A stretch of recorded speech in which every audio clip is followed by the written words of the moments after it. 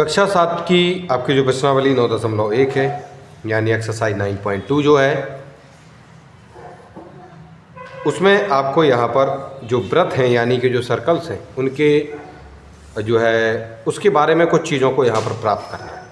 तो उससे पहले हम क्या करते हैं कि जो आपका वृत्त है यानी जो सर्कल है उसके बारे में कुछ जो ज़रूरी चीज़ें हैं ज़रा उनको हम पहले थोड़ा सा पढ़ लेते हैं। यहाँ पर ज़रूरी चीज़ें कौन कौन सी होती हैं? पहली चीज़ क्या है, यहाँ पर हम सभी जानते हैं कि ये हमारा एक वृत्त होता है,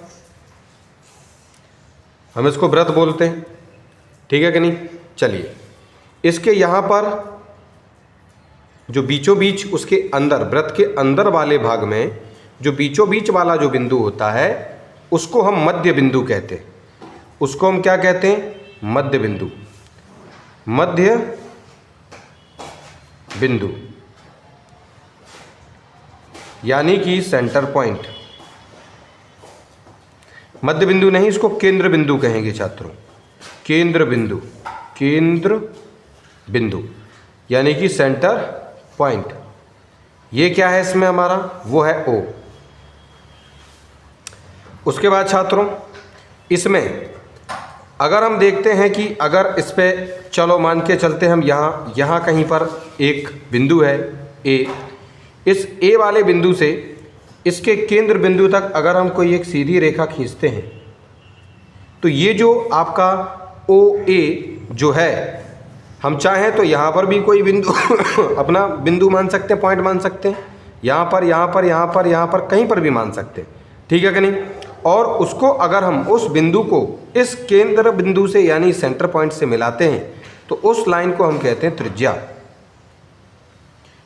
त्रिज्या कहते हैं, त्रिज्या यानी रेडियस कहते हैं। और इसको हम R से दर्शाते हैं, चाहे छोटा R हो या बड़ा R हो। उसके बाद अगर हम क्या करें कि अगर आपके पास कोई एक वृत्त है, इस वृत्त के ये जो आपका ये जो सर्कल है इसके किसी दो बिंदुओं को अगर हम मिलाएं, किसी दो बिंदुओं को मिलाएं, जैसे कि यहाँ पर एक बिंदु है और यहाँ पर एक बिंदु है, यहाँ पर इसको हमने कहा B है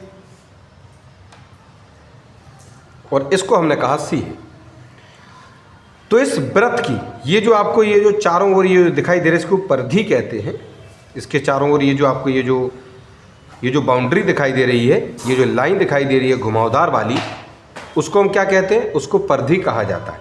ये चारों ओर यानी अगर हम A से A पे हैं और A से अगर इसके चारों ओर इस तरीके से ऐसे चलते जाएं चारों ओर वहीं पहुंच जाएं तो उसको परिधि कहते हैं, यानी इंग्लिश में उसको सरकमफेरेंस हम बोलते हैं, ठीक है कि नहीं। तो उसकी इस परिधि पर यानी इस सरकमफेरेंस पर अगर कोई दो बिंदु हैं और उन दोनों बिंदुओं को हम मिलाते हैं, लेकिन वो जो लाइन है वो आपके केंद्र बिंदु से होकर जाती है।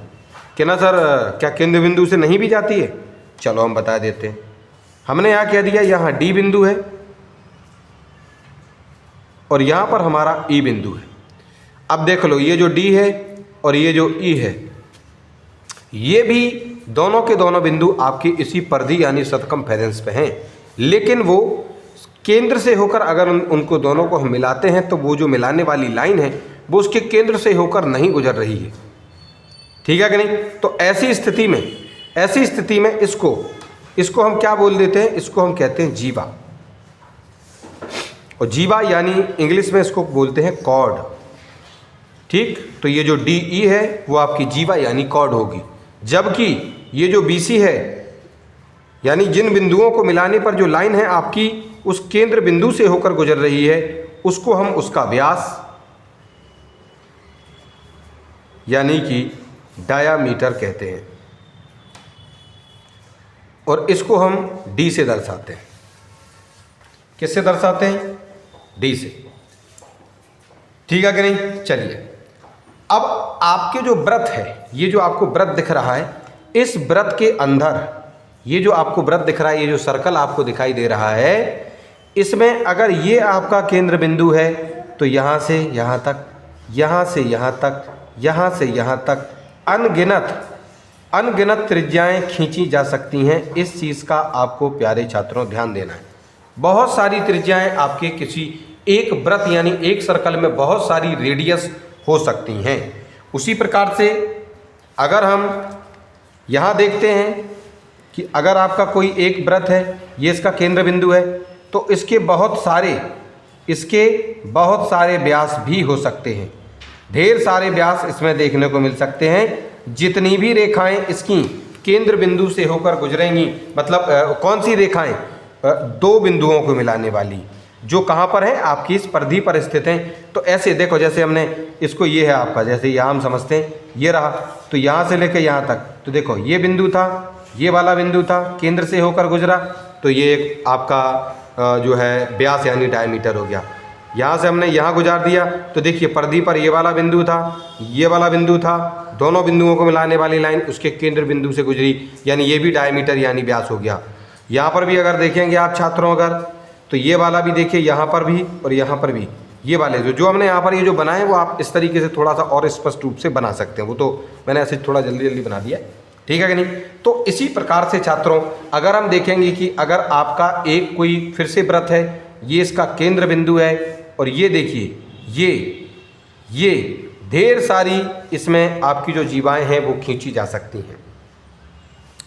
लेकिन एक छोटी सी चीज़ और होती है, ध्यान दीजिएगा, यहाँ से जो सीधी लाइन जा रही है, जो इसको केंद्र बिंदु से होकर गुजर रही है, तो वैसे तो इसको हम व्यास बोलते हैं, लेकिन इस लाइन को हम जीवा भी कह सकते हैं।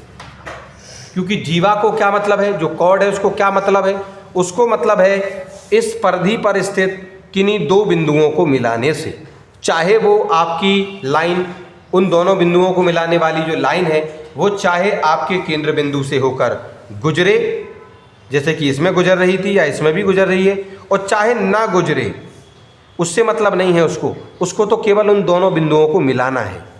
तो कहने का मतलब यह है कि यहाँ पर भी आपके दो बिंदुओं को ये लाइन मिला रही है, इसलिए ये व्यास तो है, डायामीटर तो है, लेकिन उसके साथ साथ ये जीवा भी है, ठीक है कि नहीं। चलो, और किसी भी वृत्त में, किसी भी सर्कल में ये जो सबसे बड़ी जीवा हम इसको बोल सकते हैं, यानी सबसे बड़ी इसको कॉर्ड कहा जाता है, ठीक है कि नहीं। तो हमें ये चीज़ समझ में आई कि ये जो चारों ओर ये जो घुमावदार वाली ये जो आपको लाइन दिख रही है, ये आपकी परिधि कहलाती है। यानी इस ए से घूम घाम कर हम वहीं तक पहुंच जाएं, तो जितनी दूरी इसके चारों ओर घूमते घूमते वहीं पर पहुंच जाएं ए तक, तो जितनी दूरी हमने तय की है ये घुमावदार वाली, वही दूरी हमारी क्या कहलाती है, उस वाली डिस्टेंस को हम क्या कह देते हैं, आपके सरकमफेरेंस, यानी कि आपका जो है इसको हम कहते हैं उसका परिधि, ठीक है कि नहीं। चलिए, तो इस तरीके से कुछ चीज़ों को हमने इसमें समझा है।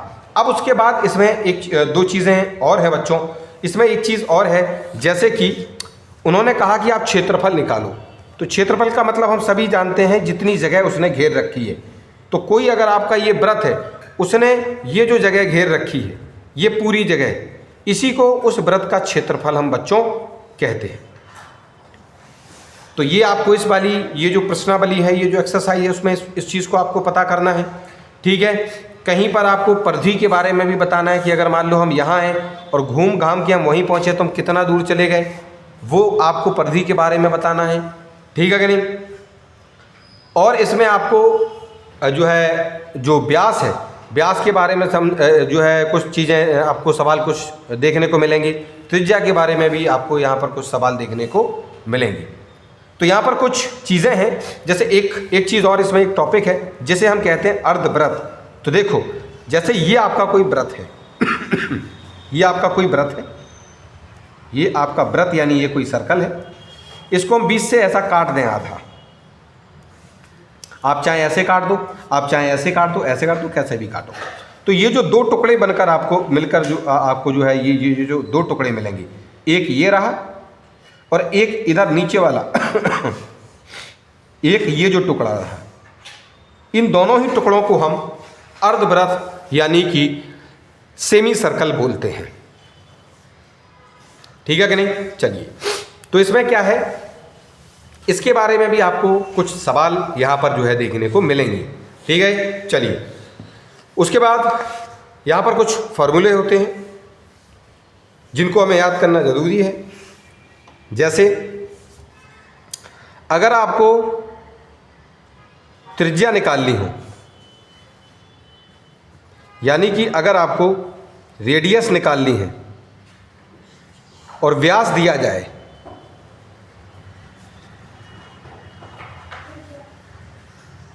तो उसका आधा कर दीजिए, यानी 2 से भाग कर दीजिए। यानी मान लीजिए जैसे यहाँ पर देखिए, ये आपका कोई वृत्त है, यहाँ से लेके यहाँ तक जाओ और यहीं से लेके फिर यहाँ तक चले जाओ, तो देख लो 2 त्रिज्याएँ थी इसमें, तब जाके ये एक पूरा व्यास बनता है। तो अगर इस पूरे व्यास का अगर हम आधा कर देते हैं तो आपको ये जो त्रिज्या है यानी ये जो रेडियस है वो आपको यहाँ पर प्राप्त हो जाती है। ठीक है कि नहीं? यानी अगर आपको त्रिज्या दी जाए, अगर आपको व्यास यानी डायमीटर दिया जाए, जैसे वो कह दें कि आपका जो व्यास है वो 10 सेंटीमीटर है, तो त्रिज्या बताओ, तो आपको उस 10 सेंटीमीटर में 2 से भाग कर देना, आपको 5 प्राप्त हो जाएगा और वही आपकी त्रिज्या यानी रेडियस होगी। उसके बाद अगर आपको व्यास निकालना हो छात्रों, व्यास यानी कि आपका जो डायमीटर है अगर उसको निकालना हो तो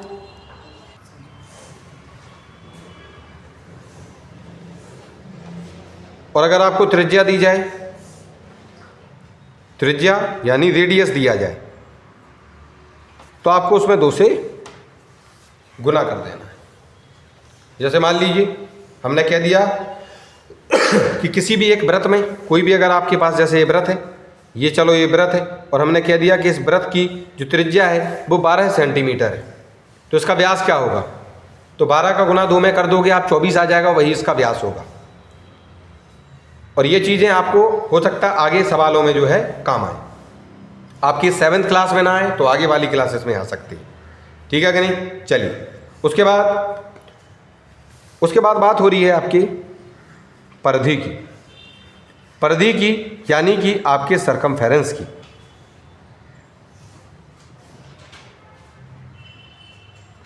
ये कैसे प्राप्त करते हैं? तो देखो परिधि कहना कौन, जैसे ये आपका है, ये आपका वृत्त है, यहाँ से आपने चलना शुरू किया, ये घुमावदार वाले मार्ग पे आप चलते जाइए, वहीं पहुँच जाइए, तो जितना आप चलाए वही इसकी परिधि होती है, सरकमफेरेंस। उसको कैसे निकालते हैं? उसको निकाला जाता है 2 पाई r की मदद से, यानी 2 लिखो, पाई की वे जो वैल्यू है उसको हम पाई बराबर 22/7 या फिर कहीं पर पाई बराबर 3.14 हमें जो है लिखना होता है। तो इस पाई की वैल्यू ये होती है। इसमें एक चीज़ और ये इंपॉर्टेंट होती है आपकी, ठीक है कि नहीं? तो यहाँ पे आपको करना क्या है कि 2 गुना पाई गुना त्रिज्या यानी जो r है यानी जो रेडियस है उससे आपको यहाँ पर इसको गुना कर देना है। ठीक है कि नहीं? लेकिन ये कब फॉर्मूला काम आता है? जब आपको त्रिज्या मालूम हो यानी कि रेडियस पता हो। लेकिन अगर उन्होंने आपको थोड़ा सा कंफ्यूज किया हो, थोड़ा जल्दी अगर आपको सवाल करना है और उन्होंने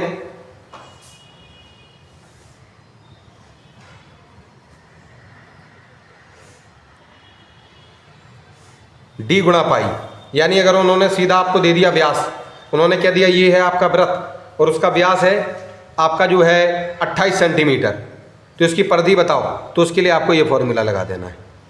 अगर हम यहाँ ब्रैकेट में लिख रहे हैं ताकि आपके पास 2 ऑप्शन होते हैं। अगर आपको व्यास दिया जाए तो पहले आप त्रिज्या निकाल सकते हैं व्यास में 2 से भाग करके, और फिर उस त्रिज्या की वैल्यू को आप यहाँ रख देंगे तो परिधि निकल आएगी। और अगर आप ऐसा नहीं करना चाहते, आपको व्यास दिया गया है, डायामीटर दिया गया है और परिधि निकालना चाहते हैं, तो आप ये वाला फॉर्मूला भी लगा सकते हैं, यानी व्यास का गुणा कर दीजिएगा आप पाई के साथ, तो भी आपको जो परिधि है वो आपको यहाँ पर प्राप्त हो जाएगी। ठीक है कि नहीं? चलो इन सभी फॉर्मूलों की मदद से हम आगे सवालों को सॉल्व भी करेंगे। उसके बाद हम बात करते हैं क्षेत्रफल की। अगर वृत्त के क्षेत्रफल की अगर बात करें, यानी अगर एरिया की बात करें, एरिया, तो उसके लिए फॉर्मूला होता है पाई r स्क्वायर, यानी जो त्रिज्या है उसका स्क्वायर करना होता है। स्क्वायर का मतलब हम सभी जानते हैं कि r को 2 बार आपको गुणा करना होता है, यानी त्रिज्या का गुणा रेडियस का गुणा आपको 2 बार करना होता है। ठीक है? तो यहाँ पर जो आपकी कुछ जो इम्पोर्टेंट चीज़ें थी उनको हमने यहाँ पर बच्चों समझ लिया है। अब इन सभी की मदद से हम जो अपनी एक्सरसाइज है यानी जो हमारी प्रश्नावली है उस प्रश्नावली को यहाँ पर हम छात्रों सॉल्व करेंगे।